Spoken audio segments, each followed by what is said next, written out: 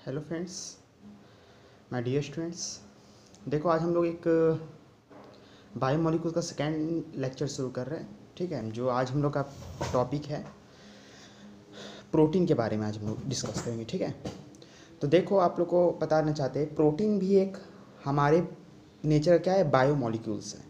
जैसे कार्बोहाइड्रेट्स आपको previous class में पढ़ाए थे कि एक बायोमोलिक्यूल्स होता है जिसका मोनोसेक्राइड यूनिट्स क्या होता है, जिसका सिंगल सेक्राइड यूनिट्स क्या होता है, शुगर से मिलके बनता है। उसी तरह प्रोटीन भी क्या होता है, बायोमोलिक्यूल से, जो ग्रोथ एंड डेवलपमेंट में हमारी बॉडी को क्या करता है, हेल्प करता है। ठीक है, देखो, protein is very important constituents. ठीक है, हमारे फूड का, हमारे आहार का, हमारे डाइट का एक इंपॉर्टेंट कंस्टिट्यूएंट्स होता है क्या, जो प्रोटीन कहलाता है। ठीक है, तो प्रोटीन हमारे बॉडी का main growth and development factor provide करता है। अब मेन बात आता है कि ये जो प्रोटीन जो होता है वो किससे मिलके बनता है, इसका मोनोमर यूनिट क्या होता है। जैसे कार्बोहाइड्रेट्स का मोनोमर यूनिट था शुगर, सैकराइड्स, उसी तरीक़ा से प्रोटीन का जो मोनोमर यूनिट होता है ना, वो एमिनो एसिड होता है। ये बहुत इंपॉर्टेंट कंसेप्ट है, एमिनो एसिड। प्रोटीन का मोनोमर यूनिट मतलब प्रोटीन जिस मोनोमर से मिल के बनता है उसको हम लोग क्या नाम देते हैं, they are known as amino acid. ठीक है, अब देखो, मेन बात ये आता है कि एमिनो एसिड है क्या। ठीक है, एमिनो एसिड जो होता है ना, वो प्रोटीन का एक बिल्डिंग ब्लॉक है। मतलब विथाउट एमिनो एसिड हम लोग प्रोटीन का इमेजिनेशन नहीं कर सकते। विथाउट एमिनो एसिड प्रोटीन्स का निर्माण किया ही नहीं जा सकता है। ठीक है, टोटल नेचर में 23 टाइप्स का एमिनो एसिड है अकॉर्डिंग टू मॉडर्न क्लासिफिकेशन। और अगर आपसे पूछे, सबसे इंपॉर्टेंट यहाँ पे जिक्र आता है, what are the important nature of amino acid. Amino acid का नेचर क्या होता है। एमिनो एसिड का नेचर एम्फोटेरिक होता है, क्योंकि एमिनो एसिड पॉजिटिव चार्ज के साथ साथ वो निगेटिव चार्ज को भी शो कर सकता है। ठीक है, और एम्फोटेरिक का सीधा सीधी मीनिंग ये हो गया कि एमिनो एसिड जो होता है ना, वो acidic as well as basics, अम्ल प्लस क्षारीय दोनों के साथ रिएक्ट करने का एबिलिटी रखता है।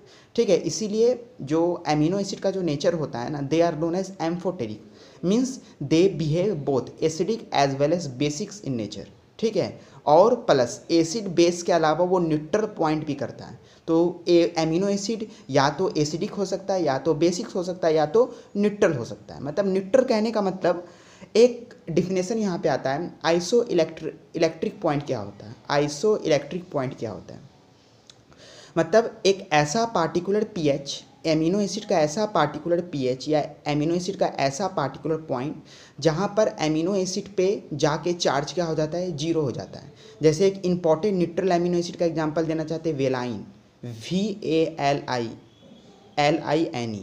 ठीक है ना, तो ये जो होता है ना, आपका न्यूट्रल एमिनो एसिड होता है। यहाँ पर कोई आपका चार्ज डेवलप करता ही नहीं है। ठीक है, और यहाँ पर पीएच का लेवल होता है 7, न्यूट्रल।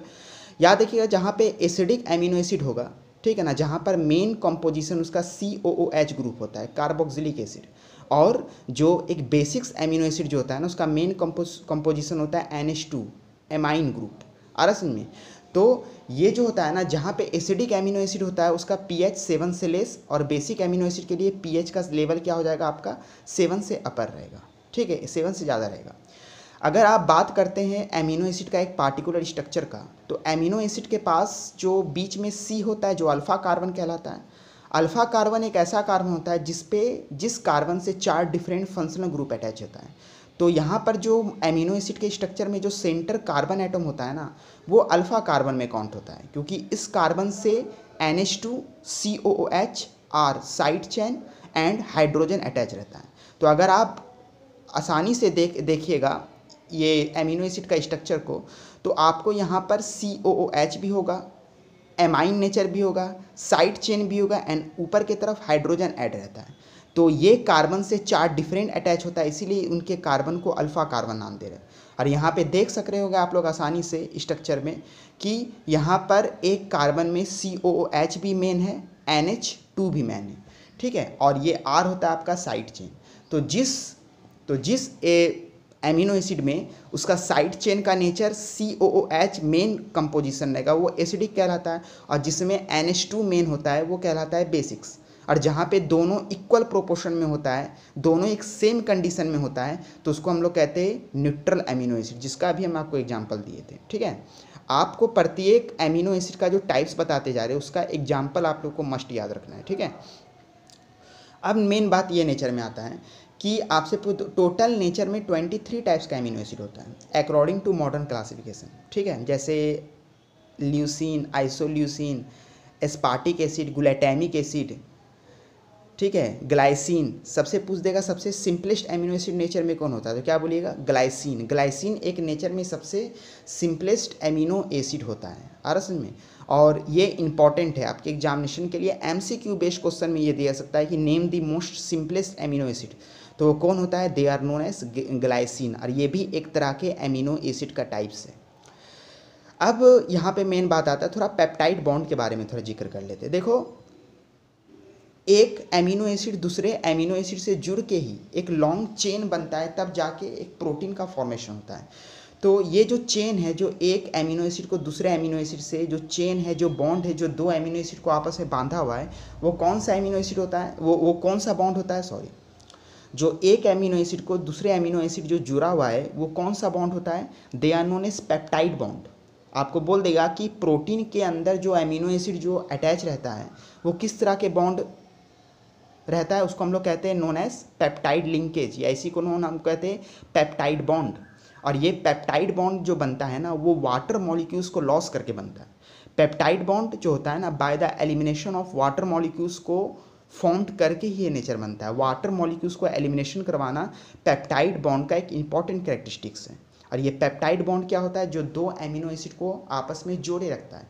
इसी तरह एक लॉन्ग चेन पॉलीमर बन के एमिनो एसिड का एक प्रोटीन मॉलिक्यूल्स मेरा कहलाता है, ठीक है। तो ये चीज़ था। देखो यहाँ पर अब हम थोड़ा सा एमिनो एसिड का क्लासिफिकेशन बताना चाहते हैं। देखो, दो तरह का मेन इंपॉर्टेंट एमिनो एसिड का क्लासिफिकेशन है, ठीक है।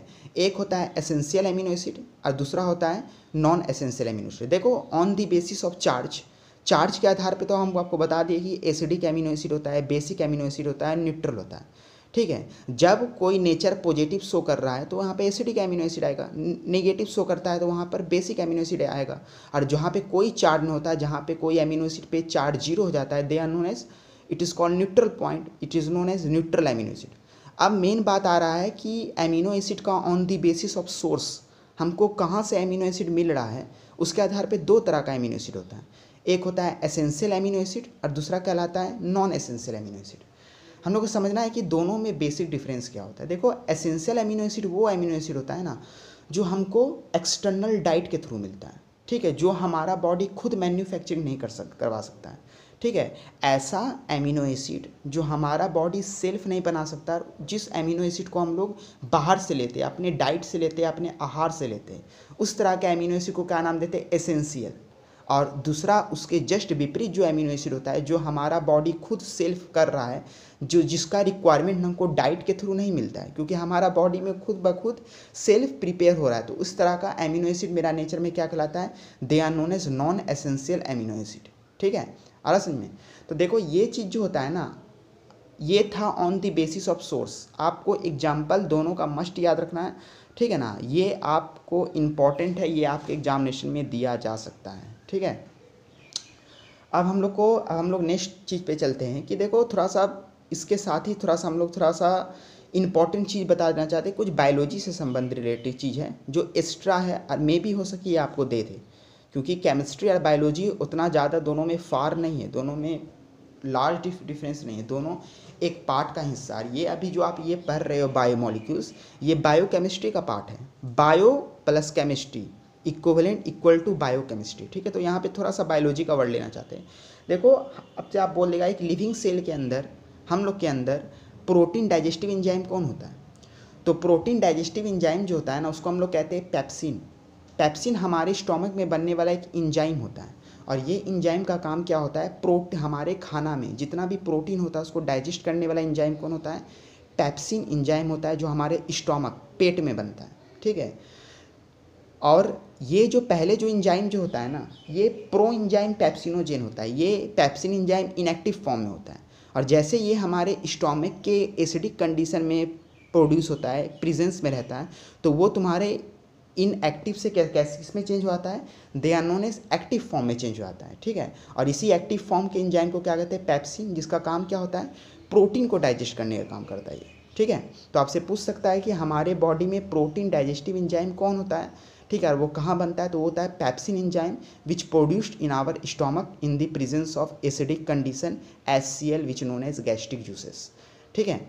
तो ये चीज़ जो है ना, एमिनो एसिड आपको याद रखना पड़ेगा। एमिनो एसिड उसका 23 एमिनो एसिड का नाम याद रहे ना रहे, पर essential, non essential, acidic, basics, neutral, acidic, neutral का आपको एमिनो एसिड का एग्जाम्पल याद रखना पड़ेगा, क्योंकि यहाँ से क्वेश्चन आपका आ सकता है, ठीक है, कि एसिडिक एमिनो एसिड क्या होता है, बेसिक क्या होता है, न्यूट्रल क्या होता है, प्रत्येक का एग्जाम्पल, ठीक है। तो ये टॉपिक आपका था क्या, प्रोटीन के बारे में। प्रोटीन का इतना पार्ट अगर आप कंक्लूड कर लिए तो आपका एग्जामिनेशन में क्वेश्चन नहीं छूटेगा, ठीक है। और एक पार्ट आप लोग को आता है प्रोटीन का स्ट्रक्चर। प्रोटीन का जो होता है ना, 3 तरह का स्ट्रक्चर होता है, ठीक है, ऑन द बेसिस ऑफ कि उसके अंदर किस तरह का बॉन्ड डेवलप कर रहा है। 3 तरह का स्ट्रक्चर होता है प्रोटीन का, प्राइमरी स्ट्रक्चर, सेकेंडरी स्ट्रक्चर, 4 तरह का स्ट्रक्चर होता है किसी प्रोटीन का, primary, secondary, tertiary, quaternary structure of protein, ठीक है। ये चीज़ भी है आपके टॉपिक में, और हम ये नेक्स्ट क्लास में आप लोग को ये जरूर स्ट्रक्चर ऑफ प्रोटीन बिल्कुल करवाएंगे आपको, ठीक है ना। इसके लिए आप लोग बेफिक्र रहिए, ठीक है। चलो देखो, अब यहाँ पर मेन होता है कि थोड़ा सा हम लोग बात कर लेते हैं, प्रोटीन का ही बात कर रहे हैं, तो बोल दिया कि हमारे बॉडी में प्रोटीन फैक्ट्री कौन होता है, तो हमारे बॉडी का प्रोटीन फैक्ट्री होता है राइबोसोम्स, जहाँ पर नेचर जाके क्या होता है, प्रोटीन सिंथेसाइज होता है। तो हमारे बॉडी का ऐसा कौन सेल ऑर्गेनल होता है जिसको हम लोग कहते हैं protein factory, they are known as ribosomes, ठीक है। तो इतना कंक्लूड आपके लिए प्रोटीन और एमिनो एसिड के लिए काफ़ी है, ठीक है। मेरे वीडियो को देखो और जहाँ दिक्कतों को कमेंट बॉक्स में करो, हम उस चीज़ को आराम से सॉल्व करेंगे, ठीक है।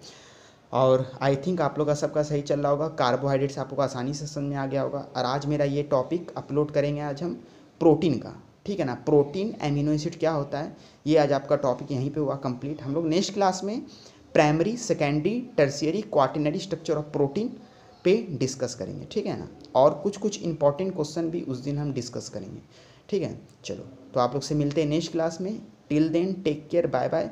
अच्छे से लॉकडाउन का आप लोग पालन कीजिए, ठीक है। आप लोग से मिलते हैं नेक्स्ट क्लास में, बाय बाय।